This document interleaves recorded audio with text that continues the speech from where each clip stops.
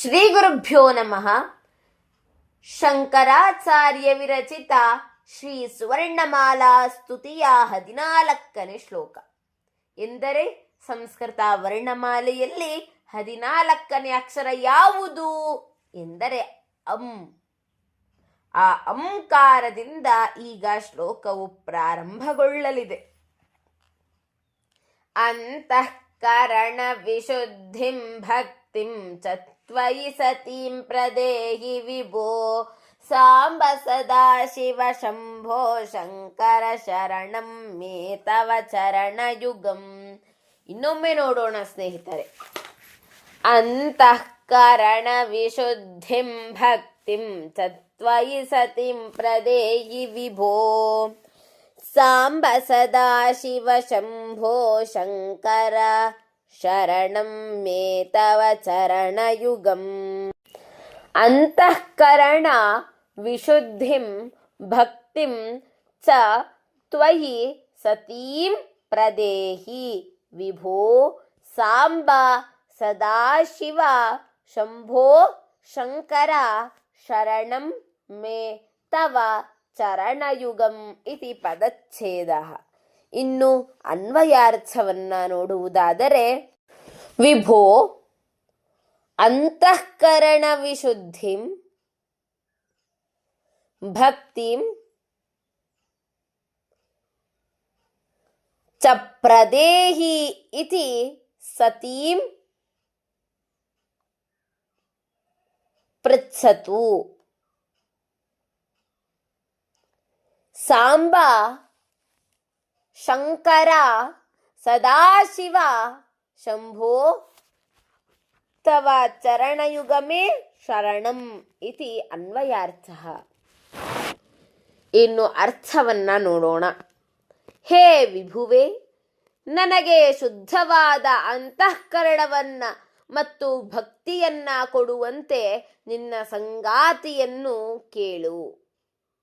ಹೇ ಪಾರ್ವತಿ ಸಹಿತನಾಗಿರುವವನೇ, ಸದಾ ಮಂಗಳಮಯನೇ, ಶಂಭುವೆ ಶುಭವನ್ನುಂಟು ಮಾಡುವವನೇ, ನಿನ್ನ ಚರಣಯುಗಳವೇ ನನಗೆ ಆಶ್ರಯವು ಎಂಬುದು ಇದರ ಅರ್ಥವಾಗಿದೆ. ಇನ್ನು ತಾತ್ಪರ್ಯವನ್ನ ನೋಡೋಣ. ತಾತ್ಪರ್ಯ ಅಂದರೆ ಭಾವಾರ್ಥ. ಭಾವಾರ್ಥವನ್ನ ತಿಳಿದುಕೊಳ್ಳುವ ಸಮಯ.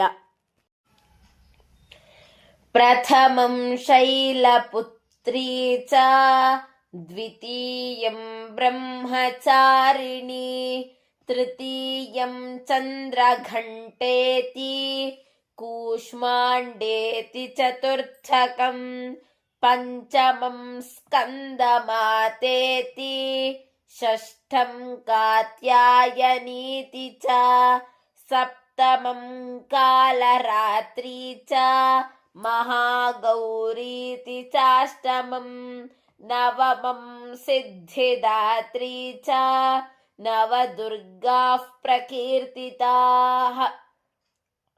ಪಾರ್ವತೀ ದೇವಿಯು ನವ ಅವತಾರಗಳನ್ನ ತಾಳಿ ದುಷ್ಟರನ್ನ ಶಿಕ್ಷಿಸಿ ಶಿಷ್ಟರನ್ನ ರಕ್ಷಿಸುತ್ತಾ ಅಂತಃಕರಣವನ್ನ ಮತ್ತು ಭಕ್ತಿಯನ್ನ ನೀಡುವಂತಹ ದೇವಿ ಆಕೆ. ಇವಳು ಶಿವನ ಪತ್ನಿಯಾಗಿದ್ದಾಳೆ.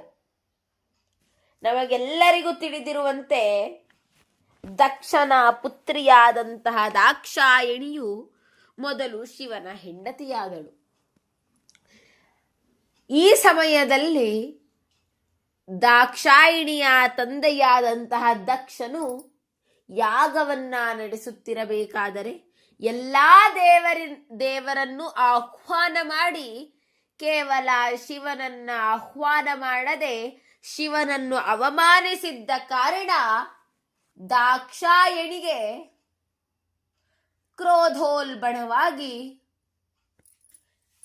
ದಕ್ಷ ಮಾಡುತ್ತಿದ್ದಂತಹ ಯಜ್ಞದಲ್ಲೇ ಆಹುತಿಯಾದಳು. ಆ ಒಂದು ಕೊರಗಿನಲ್ಲೇ ಶಿವನು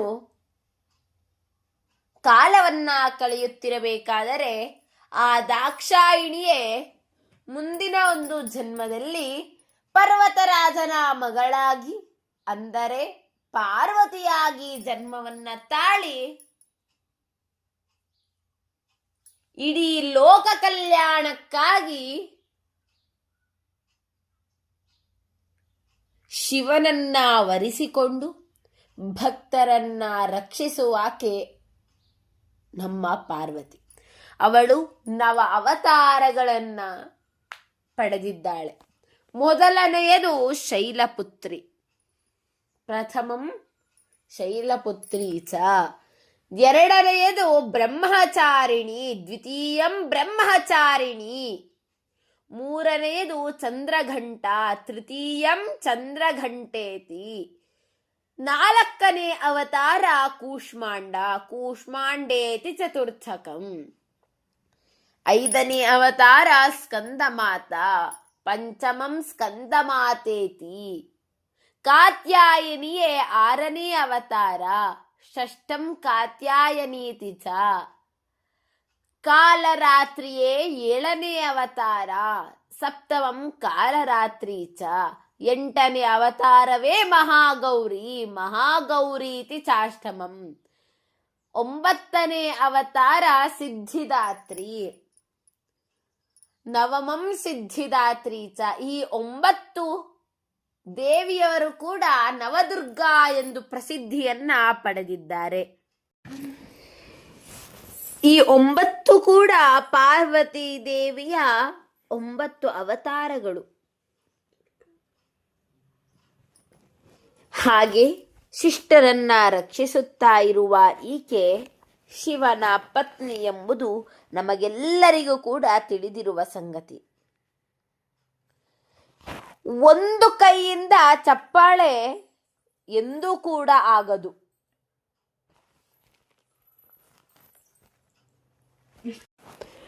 ಹಾಗೆ ಶಿವನ ಕೆಲಸದಲ್ಲಿ ಶಿವನೊಬ್ಬನೇ ಮಾಡಿದರೆ ಅದು ಸಾಧ್ಯವಾಗದು. ಆ ಒಂದು ಶಿವನಿಗೆ ಶಕ್ತಿಯ ರೂಪದಲ್ಲಿ ಶಕ್ತಿಯನ್ನ, ಧೈರ್ಯವನ್ನ ನೀಡುವಾಕೆ ನಮ್ಮ ಪಾರ್ವತಿ ದೇವಿ. ಅದಕ್ಕೆ ಸಂಸ್ಕೃತದಲ್ಲಿ ಹೇಳ್ತಾರೆ, ಯತ್ರ ನಾರ್ಯಸ್ತು ಪೂಜ್ಯಂತೆ ರಮಂತೆ ತತ್ರ ದೇವತಾಃ. ಎಲ್ಲ ಕಡೆ ಕೂಡ ನಾರಿಯರ ಬಲವೇ ಹೆಚ್ಚು. ಹಾಗೆ ಶಿವನಿಗೆ ಸದಾ ಸಹಾಯಕಳಾಗಿ ಇರುವಂತಹ ನಮ್ಮ ಪಾರ್ವತಿ ದೇವಿ ಹಾಗೆ ಈ ಜಗತ್ತಿನಲ್ಲಿ ಅರ್ಧನಾರೀಶ್ವರ ಎಂಬುದು ಕೂಡ ಪ್ರಸಿದ್ಧವಾಗಿದೆ. ಅರ್ಧ ದೇಹ ಶಿವನಾಗಿ, ಇನ್ನೂ ಅರ್ಧ ದೇಹ ಪಾರ್ವತಿಯಾಗಿ ಇಡೀ ಜಗತ್ತನ್ನ ರಕ್ಷಿಸುತ್ತಿದೆ. ಹಾಗೆ ಕಾಳಿದಾಸ ವಿರಚಿತ ರಘುವಂಶ ಕಾವ್ಯದಲ್ಲಿ ಮೊದಲ ಶ್ಲೋಕವೇ ವಾಗರ್ಥ ವಿವ ಸಂಪ್ರಕ್ತೌ ವಾಗರ್ತಃ ಪ್ರತಿಪತ್ತಯೇ ಜಗತಃ ಪಿತರೌ ವಂದೇ ಪಾರ್ವತಿ ಪರಮೇಶ್ವರೋ. ಹೇಗೆ ಮಾತು ಮತ್ತು ಅರ್ಥ ಒಂದೇ ಆಗಿರುತ್ತದೆಯೋ ಹಾಗೆಯೇ ಒಂದೇ ಆದಂತಹ ಪಾರ್ವತಿ ಹಾಗೂ ಪರಮೇಶ್ವರರಿಗೆ ತಾಯಿ ತಂದೆ ಸ್ವರೂಪರಾದಂತಹ ಇವರಿಗೆ ಮೊದಲು ನಮಸ್ಕರಿಸುತ್ತೇನೆ ಅಂತ ಕಾಳಿದಾಸ ಹೇಳ್ತಾರೆ. ಹಾಗೆ ಈ ಒಂದು ಪದ್ಯದಲ್ಲಿ ಅಂದ್ರೆ ಶ್ಲೋಕದಲ್ಲಿ ಶಂಕರಾಚಾರ್ಯರು ಹೇಳುತ್ತಿರುವುದೇನಂತ ಹೇಳಿದ್ರೆ, ನನಗೆ ಅಂತಃಶಕ್ತಿಯನ್ನ ಕೊಡು, ಅಂತಃಕರಣವನ್ನ ಕೊಡು, ಹಾಗೆ ಭಕ್ತಿಯನ್ನ ಕೊಡು ಎಂದು ಪಾರ್ವತೀ ದೇವಿಯಲ್ಲಿ ಕೇಳು ಅಂತ ಶಂಕರಾಚಾರ್ಯರು ಶಿವನಲ್ಲಿ ಪ್ರಾರ್ಥಿಸ್ತಾ ಇರೋದು.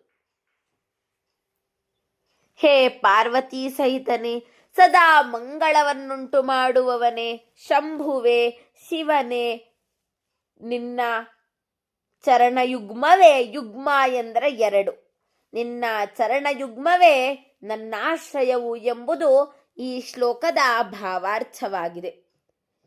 ನಾವು ಕೂಡ ನಾಳೆಯ ಸಂಚಿಕೆ ಕೇಳುವವರೆಗೂ ಕೂಡ ಓಂ ನಮಃ ಶಿವಾಯ ಎಂಬ ಜಪವನ್ನ ಮನಸ್ಸಿನಲ್ಲೇ ಮಾಡೋಣ. ಸರ್ವೇ ಜನಾಃ ಸುಖಿನೋ ಭವಂತು, ಸಕಲ ಸನ್ಮಂಗಲಾನಿ ಭವಂತು, ಲೋಕಾಃ ಸಮಸ್ತಾಃ ಸುಖಿನೋ ಭವಂತು. ಧನ್ಯವಾದಾಃ.